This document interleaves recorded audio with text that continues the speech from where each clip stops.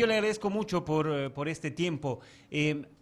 Nosotros estamos hablando de esta debilitación que sistemáticamente ha venido haciendo el gobierno a la Asamblea. Primero, el tema de no poder confrontar a los ministros, no poder preguntarles nada, simplemente los informes que tienen en comisión y después todo lo que está sucediendo. Hay una línea que nosotros encontramos y que tiene que ver con lo que ayer ya dijo el dirigente de la COP, el hecho de esta intentona de cerrar el Parlamento. ¿Cómo ven esta situación, senadora? Le agradezco mucho por este tiempo. ¿Cómo estás, César Gary? Un placer para mí compartir con ustedes. Muchas gracias por la invitación. Eh, Mira, yo creo que Guarache es un señor muy descalificado. Eh, lo que él dice es mucha payasada para un país que requiere seriedad. El gobierno tiene un sistema muy autoritario que, como tú dices, intenta quitarle funciones a la Asamblea Legislativa de manera permanente porque no quiere control, no quiere que nadie lo fiscalice, no quiere que nadie supervise qué es lo que está haciendo. Gary decía algo que nos tiene que llamar a la reflexión. Ok, ¿cuál es la alternativa a esto? ¿Cuál es la alternativa a esto que incendia el país, incendia la economía del país, incendia la justicia del país, incendia los bosques del país? ¿Cuál es la alternativa? Me parece a mí que hay una reflexión de fondo respecto a la pregunta que hace Gary, que tiene que ver con resolver las contradicciones de la patria. Tenemos una contradicción altamente discriminatoria de por medio, hay que resolver el tema de la discriminación y la polarización con características de color de piel, de estatus social. Eso es algo que se tiene que resolver. La salida de eso es la educación. Hay una contradicción económica y de clases socioeconómicas que también hay que resolver, que el MAS se ha encargado de profundizar. Creo que por ahí hay una vía de resolución. A mi criterio, la salida siempre es el centro democrático y retomar la institucionalidad del Estado. Yo espero que no exista una lógica de el Mesías será tal y tal es nuestro Salvador y desde hoy en adelante Bolivia cambia porque él se hace cargo del país. Creo más bien, y comparto criterio con Gary, tiene que haber una construcción de alternativa que vea a Bolivia como lo que tiene que ser, un país con oportunidades económicas, un país que se abra a un libre mercado, que reduzca el tamaño del Estado, que promueva una economía ambiental sostenible, con exportación de productos que tengan la posibilidad de tener mercados internacionales como el café, el cacao, la ganadería, la carne. Hay muchas cosas que se pueden discutir, que ojalá tengamos el momento para discutirlo tanto en persona como a nivel público. Creo que eso hay que hacerlo. Ahora, la tarea de la Asamblea es muy difícil, es muy complicada. Y respecto a Guarachi, yo le diría que venga, pues, ¿qué va a hacer? ¿La va a dinamitar? Que venga. Uno tiene boca y habla lo que sea, pero que venga y lo vamos a esperar. Si quiere tomar un café y discutir cosas con el mayor de los gustos, una persona de diálogo, pero no le acepto la amenaza de Kinder. Si no es lo que yo quiero, te voy a reventar. ¿Qué es eso? Por favor.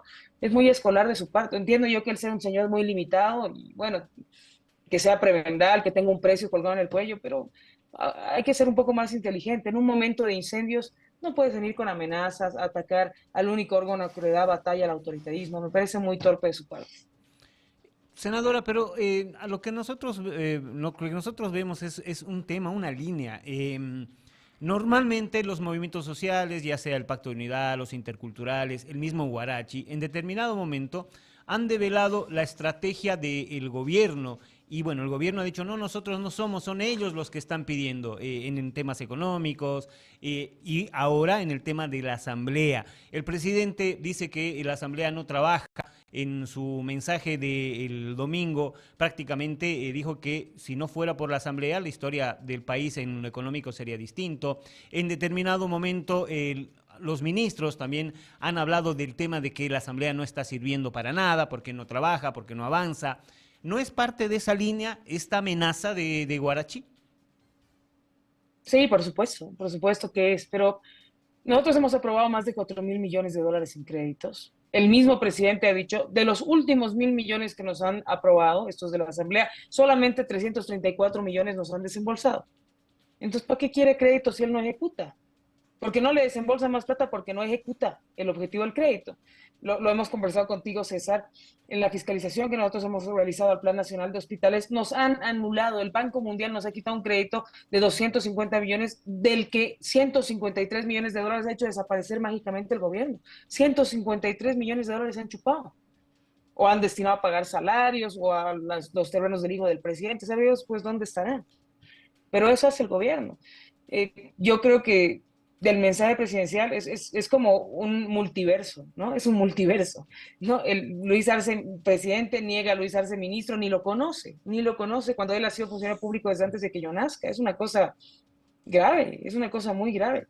Entonces, creo yo que el presidente sí tiene esta tendencia a tratar de cerrar la asamblea. Por suerte, Bolivia es un país que, a pesar de los golpes del autoritarismo, siempre va a defender la vocación democrática. Yo entiendo que no tengamos la mayor popularidad como asambleístas, como asamblea, como institución, pero al final del día, el presidente quiere cerrar la asamblea porque necesita una vía libre para meterle mano a todo. Y la asamblea, le gusta a la gente, no le guste, es un filtro de control para evitar y para denunciar las irregularidades del gobierno. ¿Habrá una posibilidad de un Fujimorazo, senadora? No, no, la constitución del Perú es muy distinta a la constitución de Bolivia. No, no tenemos esa posibilidad y con seguridad habría mucho revuelo. O sea, al menos para cuidar la forma, porque el gobierno de Luis Arce es autoritario, al menos para cuidar la forma, él necesita preservar la asamblea si no le guste. Y en un momento, como tú has dicho, se le están abriendo muchos flancos ya. Tiene muchos flancos de batalla. Abrirse un flanco con la asamblea en un momento donde se incendia la economía, se incendia la justicia, se incendian los bosques, a mí me parece muy torpe, y considerando además que le queda un año de gobierno. Ahora, el presidente podría cambiar de estrategia. Partamos por decir, él dice, no me aprueban los créditos, mande a sus ministros a que expliquen los créditos, presidente, mándelos. O sea, nos manda al bruto de su ministro con documentos en inglés, cuando ni habla inglés el ministro. Por favor, es una falta de seriedad. Es una falta de seriedad. Entonces, creo que no hay problema en que se puedan aprobar ciertos créditos, los que tienen nombre y apellido, los que tienen un destino final, como hay un crédito que está pendiente en Potosí, que va a establecer una conexión carretera de Potosí con Uyuni, que se necesita para fomentar turismo. Está bien, eso se lo puede aprobar. Pero hay otros créditos. Se ha aprobado el crédito de resiliencia contra el cambio climático. ¿Y dónde está la plata? ¿Dónde está la plata? ¿Por qué seguimos con incendios forestales donde necesitamos de ayuda internacional? ¿Dónde está esa plata? Nosotros Se- hemos hecho ya la solicitud de informe, estamos esperando la respuesta, pero tienen que explicar. Ahora, senadora, dentro de este trabajo de la Asamblea hay muchos temas que están pendientes. Uno de ellos es el del fiscal. Según el ministro Lima, por ahí no necesitan de la Asamblea y seguimos viendo estos golpes a la institucionalidad, tomando en cuenta que además la Asamblea es el primer poder del Estado, es la representación de la gente. Por eso es esta consulta. Si el presidente en verdad no quiere ni siquiera en este tiempo corto que le queda todavía de mandato ir a la Asamblea. Mira, no depende del ministro Lima el tema del fiscal. El tema del fiscal tiene una ruta crítica donde se va a escoger a la mejor o el mejor postulante para ser fiscal general del Estado y además ya se prevé una ruta que nos permita tener un fiscal probo en caso de que no nos pongamos de acuerdo en los dos tercios preliminares en la Asamblea. Se escogerá entre los fiscales que tienen mayor antigüedad. ¿No? Entonces hay esas posibilidades para que escoger el fiscal general del Estado.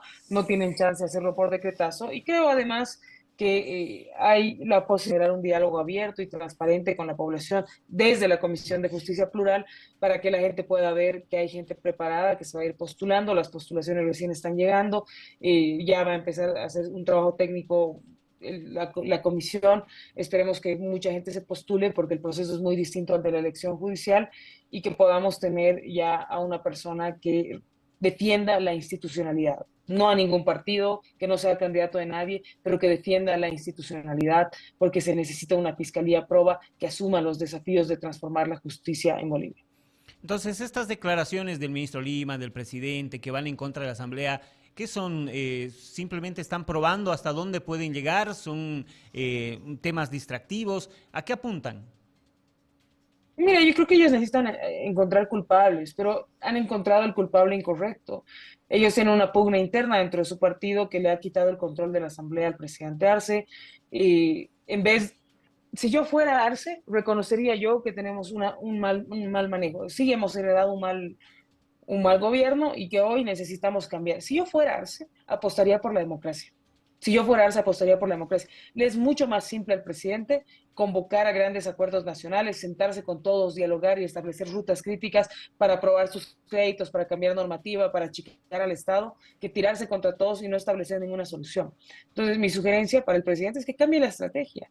Para gobernar se necesita gobernar con todos, así no te caigan bien. En un país democrático así funciona. Entonces me parece que la estrategia es muy errada y cuando le queda un año de gestión y tiene tanto conflicto, todavía no hemos llegado a octubre, César. En octubre revienta este país. Entonces, creo yo que él debe hacer un viraje a una estrategia mucho más democrática si quiere tener la esperanza de terminar el gobierno, porque hoy es él, con sus acciones, está poniendo en riesgo su gestión. Le hago una pregunta, senadora, desde el discurso del presidente. El presidente ha manifestado, entre los elementos que él ha enumerado, que son una traba para su gobierno y son los responsables del momento actual, como usted bien decía, él no reconoce en ningún momento del pasado como ministro, pero él dice eh, la asamblea. Y si uno hace un recuento, la asamblea, que en un momento dado tenía una unidad del masismo, más los eh, diputados en alquiler, que siempre aparecen, lograba ciertas cuestiones. Cuando se rompe la asamblea, se le rompe entre vistas y masistas. Uno puede desde ahí leer que el problema real de este país para el momento económico, por la malísima administración de Morales, la mala gestión del presidente actual, ¿el problema de este país es el MAS? Indudablemente, pero no solamente porque existe un quiebre en la Asamblea y una lógica de autobloqueo del movimiento al socialismo o de pugna del movimiento al socialismo, sino porque tienes el momento de mayor bonanza económica del país despilfarrado, porque allá tienes un tipo que es megalómano y no ha podido generar procesos de inversión adecuados. Tienes además una lógica de construcción de odios profundos, por eso te decía yo, hay que resolver las contradicciones de clase y hay que resolver las contradicciones raciales en nuestro país. Eso me parece a mí crucial. Y por eso la apuesta, en mi lógica, debe ser un centro democrático para evitar radicalidades. O sea, si queremos transformar Bolivia, me parece que ese es el camino. Y por último, tienes gente que no está en la capacidad de gobernar. O sea, esta lógica de alto clientelismo, de yo te copto a ti, te copto acá, voy a dividir, eso no le ayuda al país porque pones a gente demasiado incapaz en lugares que necesitan gente muy capaz, que necesita gente muy técnica y eso perjudica, pues. Me contaba ayer, fui a la caja, tengo un problema en la espalda, fui a la caja y me contaba una señora en la fila, mientras esperaba horas eternas a que me atiendan, y ella me decía que su esposo trabaja en YPFB y que le han impuesto gente que no sabe hacer nada y vulnerando los procesos de capacitación. Y ella me dice, ¿qué pasa si se incendia la refinería? Explota 8 kilómetros a la redonda y el chiquito que ha puesto el gobierno no tiene capacidad, no sabe hacer nada. ¿Cómo van a pagar eso? Es una cosa muy grave, es una cosa muy grave. Y eso, ese micro ejemplito que yo te doy, se replica en todos los niveles del Estado, sumado a 57 empresas deficitarias que nos cuestan $1.000 millones al año. $1.000 millones al año, de los 5.000 millones que necesitamos para subsistir. Entonces, yo creo que sí, el cáncer de este país es el más, han fallado, han prometido ser, han sido lo que prometieron nunca ser, se han convertido en lo que prometieron nunca ser y no tienen ya una salida ni programática, ni de propuesta, ni económica para resolver los problemas de los bolivianos. Y está lo que tú decías, nos toca a nosotros construir la alternativa democrática para transformar la patria. En mi criterio, debe ser una alternativa de centro, con propuestas económicas serias, con un plan económico a corto, mediano y largo plazo, que debe ser protegido a nivel institucional, porque si no, llega cualquier otro y te lo cambia nada y no sirve el trabajo que es venido realizando 5 años. Senadora, muy amable por este momento y por esta entrevista. Gracias. Muchísimas gracias a ustedes, Gary. Que tengan muy buen día. Gracias.